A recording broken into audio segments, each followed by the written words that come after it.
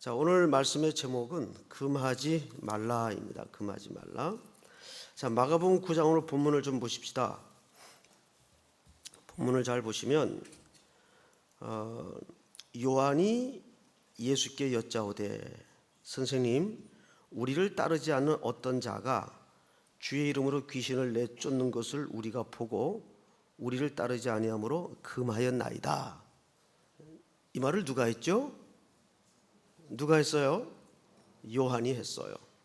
자, 근데 복잡해지는 것이 성경에는 요한이 여러 명이에요.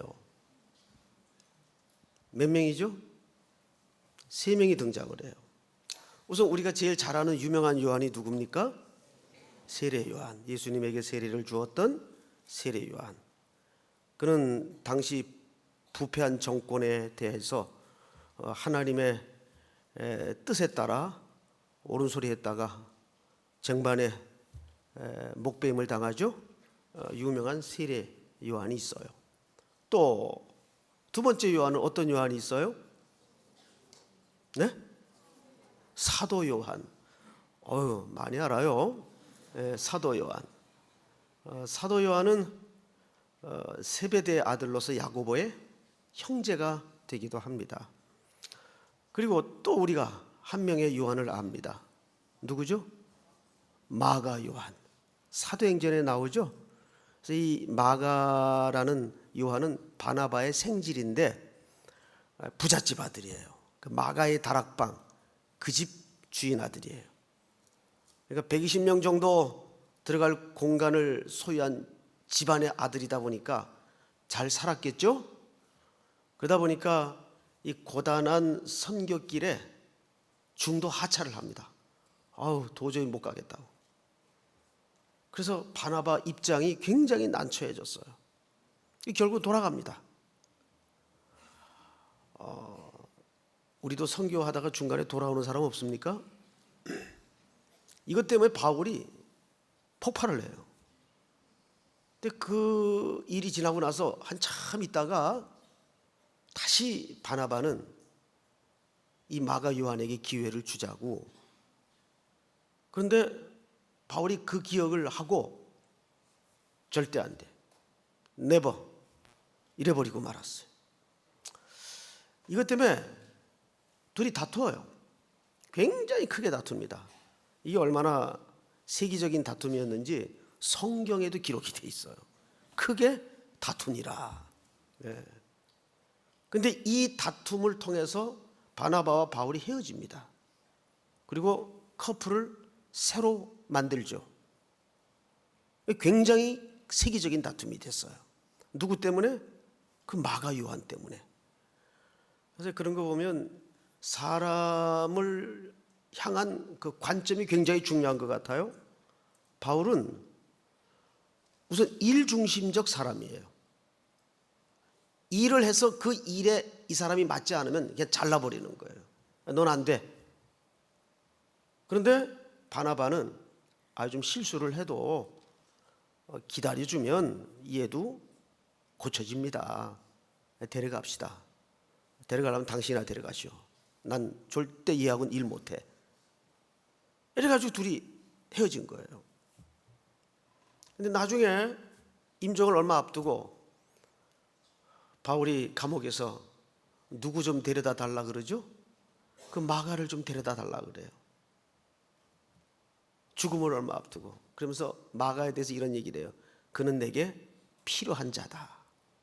필요한 자다. 그 필요한 자가 되기까지 마가로 불리우는 부잣집 아들 요한은 누구의 손에서 만들어졌을까요? 바나바의 손에서 만들어지는 거예요. 자, 그런데 성경에 이런 케이스가 굉장히 많아요. 오늘 여기 마가복음 9장에 등장하는 요한도 세례 요한도 아니고 부잣집 아들 마가 요한도 아니에요. 이 요한은 사도 요한이에요. 예수님의 제자죠. 그래서 이 사람들이 예수님의 제자라는 이 프라이드가 굉장히 대단했어요. 왜일까요? 이제 얼마 안 있으면 우리 선생님이 정권을 잡는다. 그때 되면 내가 다 살펴줄게. 지금부터 줄 잘 서. 이런 쓸데없는 마음을 가지고 좀 이렇게 어깨가 이렇게 훅가시가 들어가 있었어요. 훅가시라는 말 요즘 안 씁니까? 네? 저희 중고등학교 때는 야, 그 어깨 훅가시 좀 넣지 마. 주로 이제 좀 불량한 애들이 모자 삐딱하게 쓰고 호크 풀르고 그리고 훅가시 넣고 이렇게 다녔어요. 어깨에 힘 넣어서 좋을 건 모델밖에 없습니다. 어깨 힘 빼야 돼요. 그리고 이 요한은 성격이 정말 한 성격 하는 사람이에요. 이 사람 별명이 뭔지 아세요? 보아너게. 그 보아너게라는 말은 천둥의 아들이라는 뜻이에요. 근데 그 별명을 누가 붙여줬어요? 예수님이. 야, 너 대단하다. 내가 너 이름 또 하나 얹어줄게. 플러스 원. 너 보아너게라 그래라. 그 보아너게는 번역하면 우레의 아들, 천둥의 아들. 오죽 성격이 지랄 같았으면 천둥의 아들이라 했어요. 천둥의 아들. 그 현장을 한번 우리가 확인해 보십시다. 우리 누가복음 9장을 한번 열어보세요. 누가복음 9장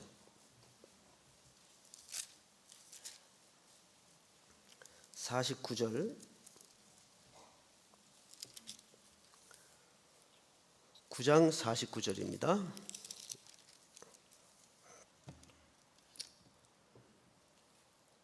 교독합니다.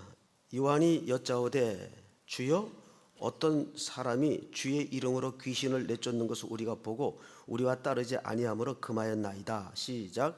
예수께서 이르시되 금하지 말라. 너희를 반대하지 않는 자는 너희를 위하는 자니라 하시니라. 예수께서 승천하실 기약이 차감해 예루살렘을 향하여 올라가기로 굳게 결심하시고 사자들을 앞서 보내심에 그들이 가서 예수를 위하여 준비하려고 사마리아에 있는 한 마을에 들어갔더니 예수께서 예루살렘을 향하여 가시기 때문에 그들이 받아들이지 아니하는지라. 제자 야고보와 요한이 이를 보고 이르되 주여 우리가 불을 명하여 하늘로부터 내려 저들을 멸하라 하기를 원하시나이까. 예수께서 돌아보시며 꾸짖으시고 함께 다른 마을로 가시니라. 아멘. 잘 보시면 54절을 보세요. 제자 야고보와 요한이 형제입니다. 세베대 아들들이죠. 이를 보고 사마리아 사람들을 보고 이르되 주여 우리가 불을 명하여 하늘로부터 내려 저들을 멸하라 하기를 원하시나이까. 자, 무슨 얘기예요?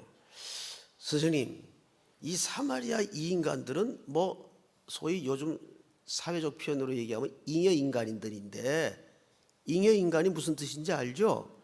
이 쓰레기 같은 인간들인데 그냥 하늘에서 불을 내려가지고 주님 심판 모드로 전환해서 싹쓸이 할까요? 아마 전직의 모 대통령이 여기서 배웠던 것 같아요. 싹쓸이 할까요? 근데 기가 막힌 대답을 예수님이 해요. 51절을 잘 보세요. 56절, 55절 하반절에 보면 예수께서 돌아보시며 꾸짖으시고, 그리고 1하고 풋노트가 붙어 있죠. 있어요 없어요? 예, 좋은 성경에는 있을 거예요. 자, 1하고 어떤 고대 사본에는 55절 끝에 다음 말이 있음. 이르시되 너희는 무슨 정신으로 말하는지 모르겠구나.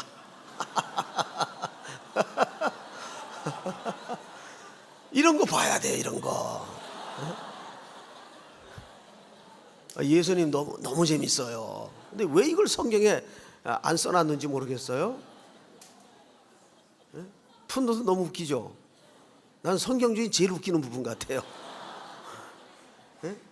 너희는 무슨 정신으로 말을 하는지 모르겠구나. 인자는 사람의 생명을 멸망시키러 온 것이 아니요 구원하러 왔노라 하시고, 이게 예수님의 속마음을 어떤 사본에 이렇게 번역을 해놨던 것 같아요. 그런데 정경으로 채택은 되지 못하고 어떤 사본에는 이렇게 돼 있어요. 아마 누가 글을 옮겨서 적다가 예수님의 마음을 이랬겠다 하고 피력을 해놓았던 것 같아요. 피력을. 그런데 마가복음은 일찍이 말씀드린 대로 최초의 복음서이다 보니까 웬만한 군더더기는 다 잘랐어요. 그래서 복음서 중에 제일 짧아요. 이게 사실은 오리지널입니다. 자, 우리가 마가복음 9장으로 다시 가서 보십시다. 9장 오늘 본문 38절을 보세요. 요한이, 그러니까 이 요한이 성격이 어떤 사람인지 대충인지 아시겠죠? 굉장한 사람이에요. 불같은 사람이에요. 뭐 하여간 자기 카테고리에 안 들어오는 건 견디질 못하는 사람이에요. 이 사람이. 요한이 예수께 여짜오되 선생님, 우리를 따르지 않는 어떤 자가 주의 이름으로 귀신을 쫓는 것을 우리가 보고 우리를 따르지 아니함으로 금하였나이다. 이게 무슨 얘기인지 아세요, 여러분? 자, 제가 설명을 드릴 테니까 설명을 들은 다음에 이 본문을 다시 보세요. 우리 이제 저녁마다 이 마가복음 9장을 지금 몇 시간에 걸쳐 계속 하고 있는데, 제일 먼저 변화산에서 황홀한 영적인 경험을 하고 일부 제자들과 내려오셨습니다. 그런데 그 산 밑에는 남아 있던 제자들이 어느 아버지가 불에도 넘어지고 물에도 넘어지는 귀신 들린 아이를 제자들에게 데려온 거예요. 마침 스승님이 안 계시니까 제자인 당신들도 능히 그분의 이름으로 이런 정도는 하실 줄을 믿나이다. 우리 애 고쳐주십시오. 한창 씨름을 하는데 애는 점점 아프고 소리 지르고 아무 변화가 일어나지 않는 거예요. 그때 하필 예수님이 탁 맞닥뜨린 겁니다. 너희들 뭐 하고 있니? 그러자 아이 아버지가 스승이 온 걸 보고 바짝 달라붙어 가지고 사정 얘기를 쭉 하는 겁니다. 우리 아이 좀 고쳐주십시오. 살려주십시오. 어릴 때부터 귀신에 붙잡혀서 불에 물에 넘어지고 이렇게 고생을 합니다. 말하지도 못하고 듣지도 못하는 이 아이를 불쌍히 여겨주시옵소서. 그리고 믿음이 없는 세대요 꾸짖은 다음에 귀신을 한 방에 내쫓았어요. 제자들이 얼마나 멋쓰게 졌겠어요? 그리고 이제 조용한 집에 들어왔습니다. 그리고 제자들이 유명한 질문을 했죠. 우리는 어찌하여 그 귀신을 능히 쫓아내지 못하였나이까? 유명한 질문이에요. 지금 그런 이어지는 사건 속에 오늘 요한이 이 발언을 하는 거예요. 무슨 얘기냐면 앞에는 제자들의 무능력이 그대로 드러났어요. 제자들의 실력 없음이, 영적인 무능력이 그대로 노출이 됐습니다. 그런데 어떤 사람들이 자기들처럼 예수님의 부름받은 제자도 아니고 사도도 아닌데 일부 어떤 사람들이 그 예수님의 이름으로 귀신도 쫓아내고 능력을 한단 말이에요. 자기들은 얼마 전에 그 귀신 들린 아이를 쫓아내지 못해가지고 아주 공중 앞에서 개망신을 당했던 기억이 있는데 어떤 사람들이 막 쫓아낸단 말이에요. 뭐 우리 그 교회 구조 질서대로라면 이렇게 된 거죠. 담임 목사가 붙들고 쉿 물러가라. 그래도 애는 아야 아야 하는데 리더 한 명이 오더니 예수님의 이름으로 물러갈지어다. 그러니까 한 방에 고쳐진 거예요. 한 방에. 예? 그러니 얼마나 창피해요. 제자들이. 이제 그런 꼴이 된 겁니다. 그러자 요한의 마음속에 그들이 예수님의 이름으로 귀신도 쫓아내고 능력도 행했지만 우리를 쫓아다니는 사람이 아니기 때문에 그런 일을 예수님의 이름을 빙자해서 하지 말라고 우리가 금했습니다 하고 잘난 체를 하고 예수님에게 얘기를 한 거예요. 지금 이제 이해가 되죠? 됩니까? 안 됩니까? 예. 이렇게 쉽게 설명을 했는데 지금 이렇게 느낌을 알겠죠? 그러니까 요한이 그런 사람들을 그런 식으로 예수님 이름 빙자해서 귀신 쫓아내고 그런 거 하지 말라고 금한 것은 의도가 뭘까요? 의도가 영적인 질투심입니다. 이게 아주 무서운 거예요. 영적인 시기심이에요. 그래서 잘난 체 하느라고 그들을 완전히 배제시키고 우리를 따르지 아니함으로 그들을 우리가 금해버렸습니다. 자, 다시 한번 지금 이 설명을 배경으로 이 38절을 전체가 같이 한번 읽어보세요. 시작. 선생이 우리를 따르지 않는 어떤 자가 주의 이름으로 귀신을 내쫓는 것을 우리가 보고 우리를 따르지 아니함으로 금하였나이다. 자, 이제 확실해지죠? 그러니까 요한이라는 자의 성격, 그러니까 이 사람은 아마 천성이 남한테 지구는 못 사는 성격 같아요. 그리고 예수님 따를 때도 한 번에 그냥 따라 나섰어요. 좌면 우고하지 않고 한 번에 따라 나섰고 또 야망이 컸어요. 그리고 이 어머니가 치맛바람의 원조예요.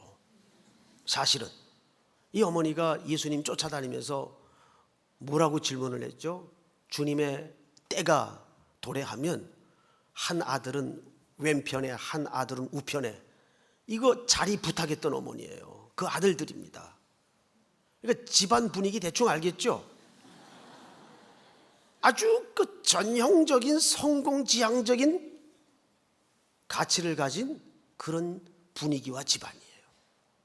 그리고 이들의 그 심중의 일면 의도 속에는 예수님을 따라다녔던 의도도 사실은 순수하지는 못했어요.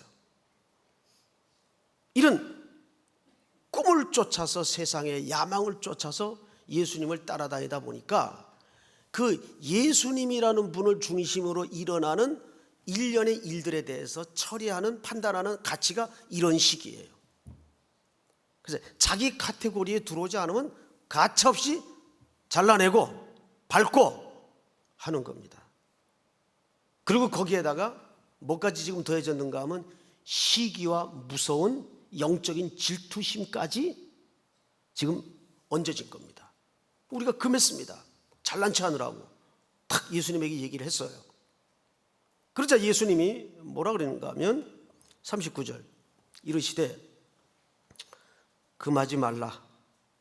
내 이름을 의탁하여 능한 일을 행하고 즉시로 나를 비방할 자가 없느니라.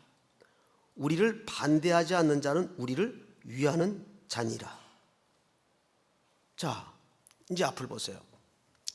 보통 그 프랑스 말에 여러분 잘 아는 똘레랑스라는 말 아시죠? 그 똘레랑스라는 말이 무슨 뜻일까요? 뭐 우리말로는 보통 관용이라고 해석을 해요. 관용. 근데 그 말을 사전적 의미로 찾아보면 두 가지 개념이 포함되어 있더라고요. 첫째는 배려, 남에 대한 배려.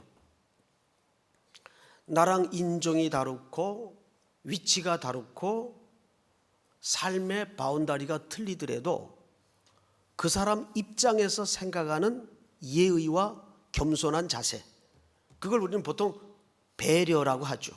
배려. 그리고 또 하나는 특별한 상황에서도 허용될 수 있는 자유. 이 두 개의 개념을 합친 것이 이 프랑스 말의 똘레랑스라는 단어가 갖고 있는 의미라고 설명을 합니다. 보통. 그런데 특별히 우리 한국 교회 속에 기독교가 발전을 해가면서 가장 성숙하지 못한 부분이 이 부분입니다. 심지어는 교회끼리도 경쟁을 해요. 교회끼리도. 제가 이제 미국에서 짧게 이민교회를 할 때인데 거기는 교회 광고까지 신문에 다 나요. 워낙 커뮤니티가 좁고 또 한인끼리 이제 모여 살다 보니까 한 번은 미주 중앙일보를 보고 있는데 제가 존경하고 또 아주 건강한 안희숙 여사가 출석하고 있는 그 로스앤젤레스 침례교회라고 있습니다. 거기는 이제 김동명 목사님도 그 교회 이제 출신이시고, 그 교회는 규모가 꽤 역사도 있고 큰 교회예요. 제가 이제 얼핏 기억되기로는 그 LA에서 최초의 한인교회라는 기억이 있습니다. 그 정도로 이제 규모도 있고 큰 교회예요. 그러다 보니까 인적 자원도 풍부하고 재정도 풍부해서 한국에서 미국에서 뭐 좋은 강사를 모셔다가 성도들의 양질의 신앙을 위해서 아주 좋은 집회를 많이 합니다.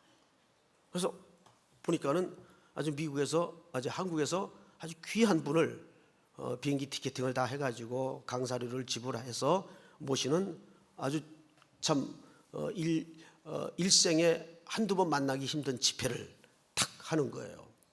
그때가 이제 92년도인가 그럴 때입니다. 꽤 오랜 전이죠.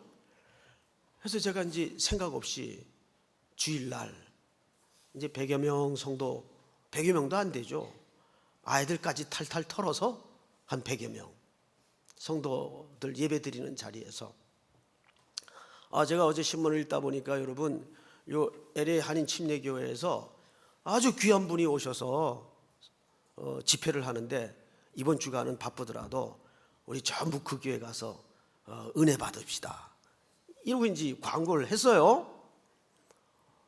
그리고 나서 성도들하고 인사를 하고 이제 연희 때처럼 차를 마시면서 이렇게 거실에 빙빙 돌고 왔다 갔다 하고 있는데 선임 장로님이 저를 좀 보자는 거예요. 그때 제가 만 37살 때입니다. 그래서 예, 우리 들어갔어요. 그때 거기 나머지 장로님들도 앉아 계시더라고요. 그래서 앉으래요. 처음에는 목사님이 아직 이 미주 사회 분위기를 잘 몰라서 그러는데, 오늘 낮에 그런 광고는 하는 게 절대 아닙니다. 그래서 나는 무슨 광고인지도 몰라가지고 무슨 광고요? 그랬더니 아니 어떻게 코리안 채플의 담임 목사가 아무리 좋은 집회지만 우리 성도들을 보고 다른 교회 가서 집회 참석해서 은혜 받으라는 말을 어떻게 할 수 있습니까? 그리고 막 이렇게 쳐가면서 막 저를 야단을 치는 거예요. 그래서 저는 좀 얼이 빠져가지고 내가 뭘 잘못했지? 저는 뭘 잘못했는지도 모르고 야단 맞을 때가 많아요. 내가 뭘 잘못했지? 그랬더니 이제 넌지시 그 성품이 좋은 장로님 한 분이, 목사님 이게 다른 얘기가 아니고 아무리 좋은 취지라도 우리 교회 성도들이 그 교회 가서 집회를 참석하고 은혜를 받다 보면 이렇게 교인이 아쉽고 어려운 때인데 교인들 굴러 다 뺏기고 헌금 거기다 다 하면 어떡하려고 그럽니까? 마치 예수님 재림하는 마냥 큰일이 난 것처럼 그렇게 막 야단을 치는 거예요. 지금도 이해가 안 돼요. 저는 지금도 그런 사고를 갖는다는 게 지금도 이해가 안 돼요. 저는 지금도 우리 청년들이 어디 좋은데 양식을 먹을 때가 있으면 저라도 데리고 가겠어요. 저라도. 어디에 갔느냐 안 갔느냐가 중요한 게 아니라 우리 양들이 기회만 있으면 좋은 꼴을 먹고 양식을 먹는 게 중요하지, 그게 내 교인이 될까 남의 교인이 될까 그게 그렇게 진리만큼이나 중요할까요? 그러니까 우리가 약육 강식, 승자 독식, 이 논리에 오랜 세월을 성공지향적인 가치에 매달려서 살다 보니까 우리는 항상 큰 게 선이고 강한 게 정의예요. 제 말이 틀렸나요? 아니요. 우리 의식세계 속에는 어느새 그런 게 자리 잡고 있어요. 이거는 죽었다 깨어나도 성경이 가르치는 예수님의 교훈은 아닙니다. 오늘 예수님이 뭐라 그랬어요? 금하지 말라. 금하지 말라 그랬어요. 이 사람들이 누가복음에서는 아까 보니까 어느 사람들이었어요? 가장 천대받고 멸시받던 사마리아 사람들이었어요. 이 대상이. 우리 속에 어느새 나도 모르게 그런 편가르기가 그어져 있다고요. 이건 아주 무서운 신앙의 독소입니다. 그래서 성경을 잘 보십시오. 오늘 본문으로 다시 가서 40절. 우리를 반대하지 않는 자는 우리를 위하는 자니라. 41절 시작. 누구든지 너희가 그리스도에게 속한 자라 하여 물 한 그릇이라도 주면 내가 진실로 너희에게 이르노니 그가 결코 상을 잃지 않으리라. 예, 누구든지 너희가 그리스도에 속한 자라 하여 물 한 그릇이라도 주면 내가 진실로 너희에게 이르노니 그가 결코 상을 잃지 아니하리라.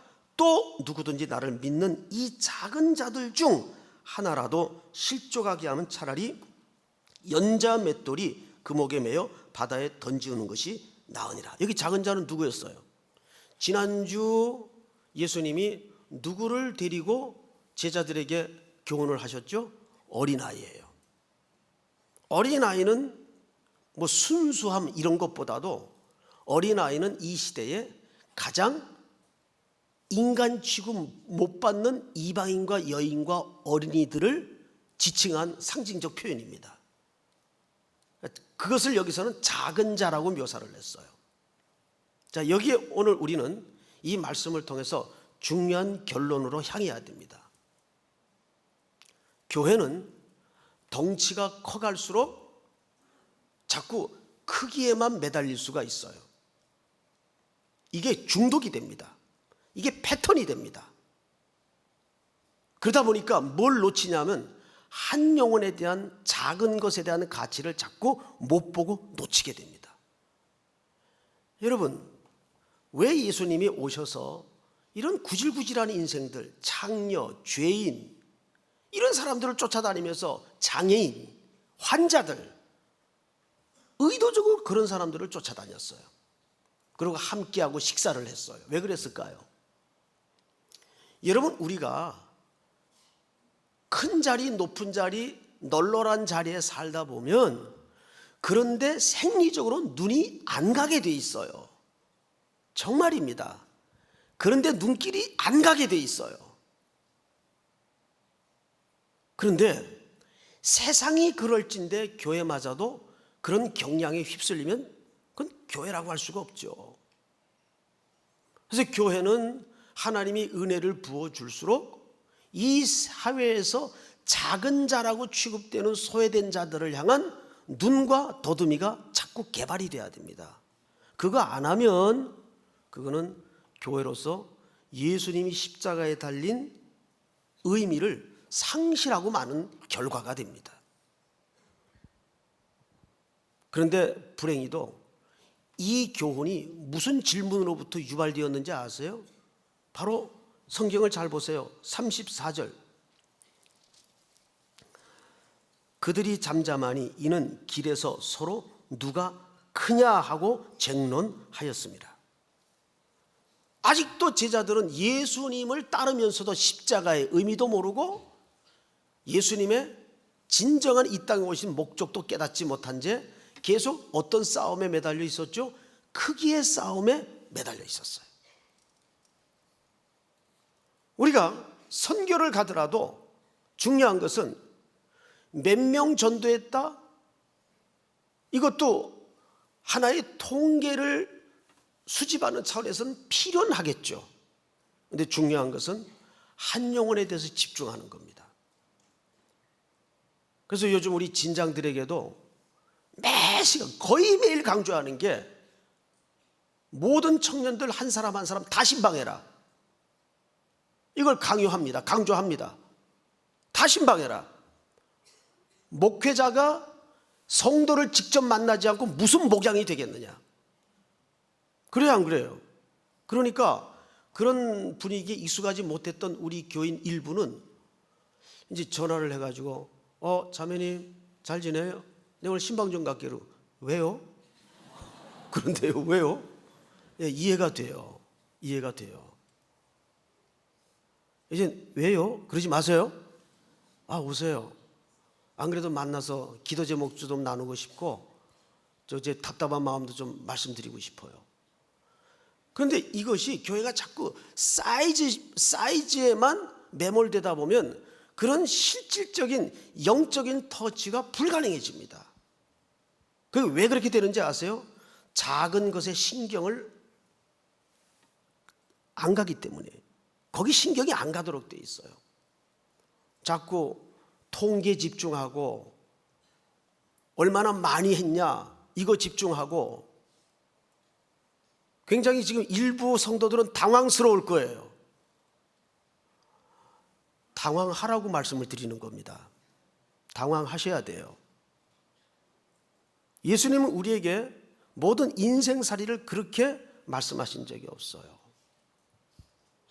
여러분, 작은 것의 아름다움, 작은 것의 위대함, 작은 것의 소중함, 자동차가 수만 가지의 복잡한 기계로 꾸며져 있어요. 그런데 어느 부품에 이 엄지손가락 반 딱 잘라진 조그만 부품이 하나 있는데, 그게 그 위치에 딱 걸려 있지 않으면 자동차가 전혀 기름 아무리 만땅 집어넣어도 꼼짝 안 하고 움직이질 않는다는 거예요. 그리고 이렇게 키가 큰 사람들을 보면 이상하게 허술해 보여. 왠지 비율도 엉성한 것 같고. 그런데 저 김현웅 목사님이나 저 같은 사람이 앞에 서면은 일단 단단해 보이잖아. 일단 팔을 뻗쳐도 이게 별로 그렇게 허우적거리질 않고, 긴 사람이 서서 이렇게 팔을 뻗치면은 팔이 그냥 허우적거리는 것 같아. 그 풍선 막 춤추는 거 있죠? 그런 것 같아. 우리 뭐 왔다 가도 간결하게 왔다 갔다 하잖아.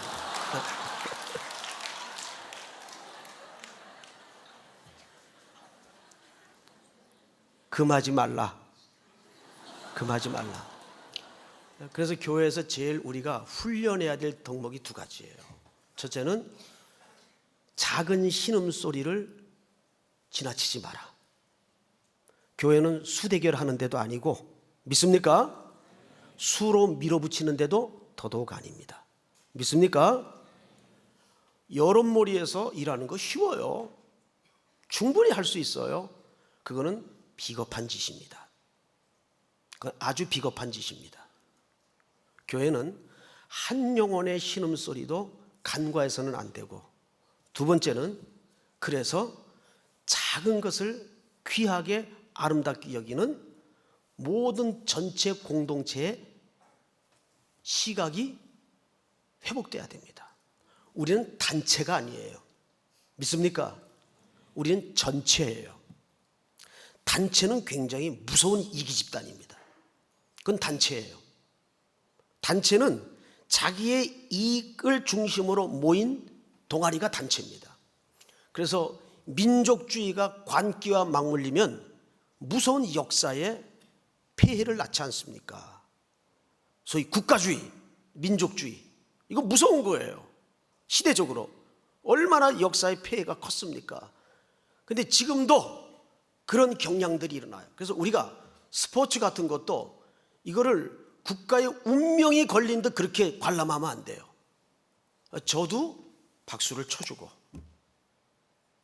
또 이겨도 뭐 국가가 무슨 해방을 얻은 것처럼 그렇게 기뻐하지 마시고, 그래서 정말 즐거운 것으로 끝나는. 어떤 분들은 막 거기에 생사를 걸고 막 화가 나서 그런 놈들이 그 수억씩 받아먹고 축구를 한다고 욕을 하고, 그러면 네가 들어가서 해봐. 저는 그러고 싶다 그 말이에요. 그래도 그 사람들이 축구로 밥을 먹고 사는 사람들 중에 뽑혀서 죽어라고 연습을 해가지고 넣어도 축구라는 것은 그만큼 힘든 경기입니다. 왜 나는 자꾸 축구 얘기를 하는지 모르겠어요. 우리는 교회 안에서 신앙생활을 할 때 항상 그런 그리스도의 관용, 그리고 작은 것을 귀하게 여기는, 한 영혼에 집중할 수 있는, 한 영혼을 놓치면 그것은 우리가 하나님 앞에 굉장히 하나님을 섭섭하게 하는 일이에요. 그리고 절대 교회 안에서는 이 요한처럼 편가르기를 해서는 안 돼요. 아직 설교 끝나려면 멀었어요. 그냥 마음을 좀 놓고 끝까지 듣고 일어나십시오. 결국 요한은 후에 어떤 사람이 되냐면 예수님이 제일 사랑하는 사랑의 사도가 돼요. 그리고 재밌는 것은 요한이 요한복음, 요한 1, 2, 3서, 요한 계시록을 씁니다. 그래서 그는 아주 가늘고 길게 살아요. 재밌죠? 이랬던 사람이 인생이 아주 가늘고 길게 살아요. 근데 그 형제 중에 야고보는 제일 먼저 또 순교를 당합니다. 사도행전을 보면 제일 먼저 순교를 당해요. 그리고 제일 먼저 순교를 당하게 한 것도 하나님의 섭리 속에 이유가 있었고, 또 가늘고 길게 살게 한 것도 이 귀한 서신들을 남기는데 하나님의 섭리가 있었어요.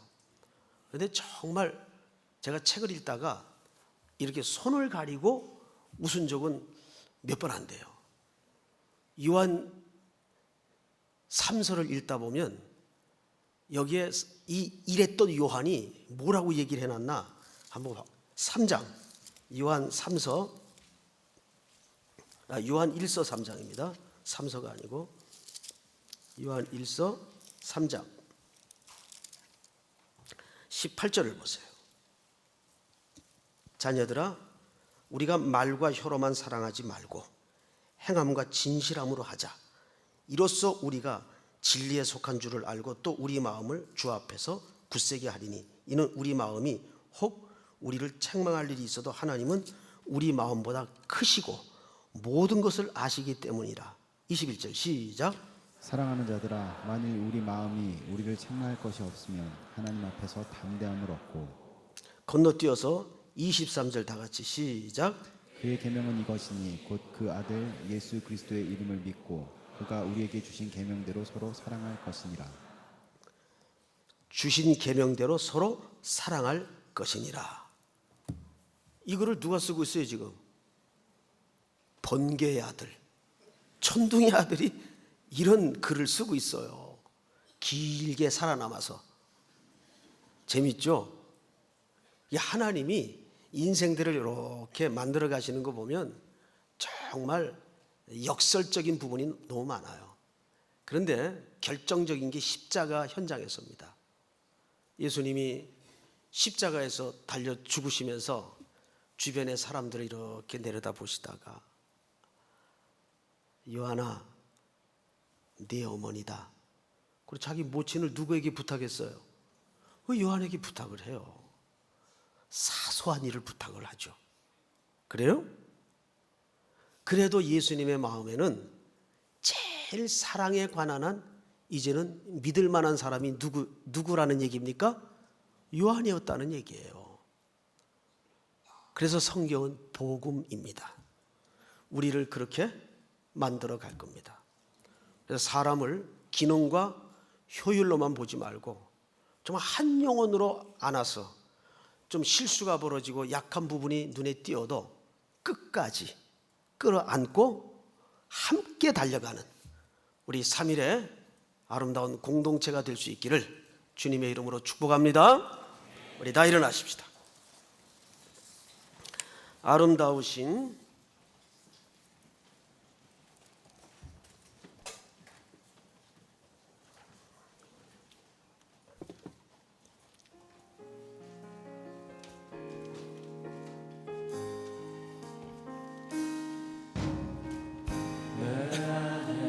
주를 향하니 영원한 노래 있으니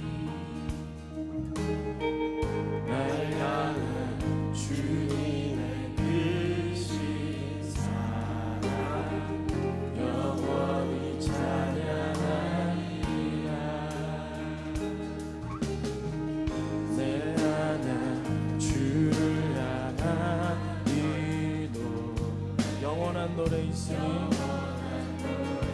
있으니 날 향한 주님의 크신 사랑 영원히 찬양하리라.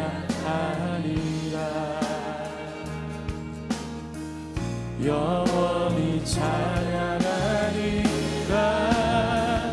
아름다우신 오 놀라우신 영원할 수 없는 사랑 또 위대하신 하나님의 사랑 영원히 찬양하리. 십자가 그 사랑 십자가 그 사랑 찬양하리. 날 구원하신 그 사랑 내 삶을 드려 찬양하리라. 놀라우신 주의 사랑 영원히 찬양하리라. 영원히 찬양하리라. 아름다우신 오 놀라우신 영원할 수 없는 사랑 오 위대하신 하나님의 사랑 영원히 찬양. 주와 같은 분은 없네. 주와 같은 분은 없네. 이 세상 그 누구도 주와 같은 분은 없네. 누구도 비길 수 주와 같은 분은 없네. 주와 같은 분은 없네. 이 세상 그 누구도 주와 같은 분은 없네. 누구도 비길 수. 우리 두 손 높이 들고 아름다우신 오 놀라우신 영원할 수 없는 사랑 오 위대하신 하나님의 사랑 영원히 찬양. 한 번 더 고백합시다. 아름다우신 오 놀라우신 변할 수 없는 사랑 오 위대하신 하나님의 사랑 영원히. 자, 우리 마지막 한 번 더 고백합시다. 아름다우신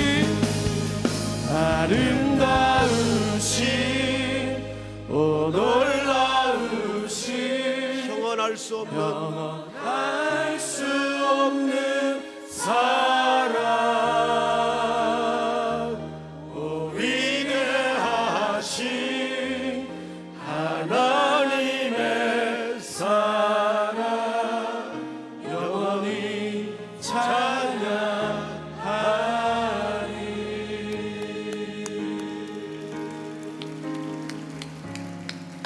우리 네 사람 이상씩 한 주간 승리하십시오. 가늘고 길게 갑시다. 인사 좀 하세요.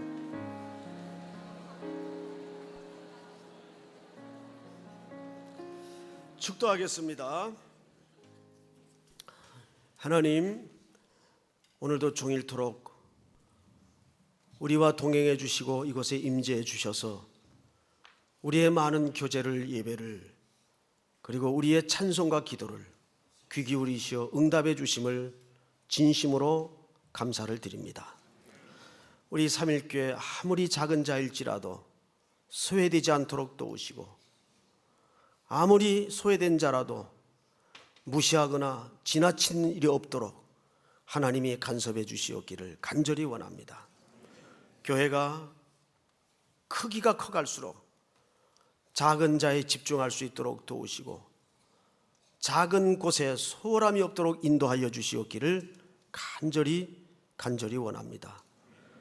오늘도 종일 이곳에서 머물며 사랑하고 교제하며 나누었던 모든 대화들을 주께서 눈동자같이 들으시고 보시고 지켜주신 줄을 믿습니다. 이제 내일부터 일본 또 영덕 울진 이어지는 모든 선교의 일정과 행로에 고난이 없도록 도우시고, 매일 주님 사랑함이 더해져서 우리의 심령이 벌떡벌떡 주님을 향하여 행복으로 뛰놀 수 있도록 함께해 주시옵소서. 이제 우리 청년들, 방학 중에 있는 청년들은 더욱더 풍성한 여름을 경험할 수 있도록 도우시고, 일터로 향하는 우리 직장인들, 정글 같은 일터에서도 그곳이 주께서 나를 보내신 선교지인 줄을 기억하여 하나님 앞에 한 주간도 멋진 보고서를 작성할 수 있도록 함께하여 주시옵소서. 지금은 우리 구주 예수 그리스도의 은혜와 하나님 아버지의 크신 사랑하심과 성령님의 교통하심이 머리 숙여 경배를 드리는 모든 삼일의 성도들, 복중의 생명까지 영원토록 함께 있을지어다. 아멘.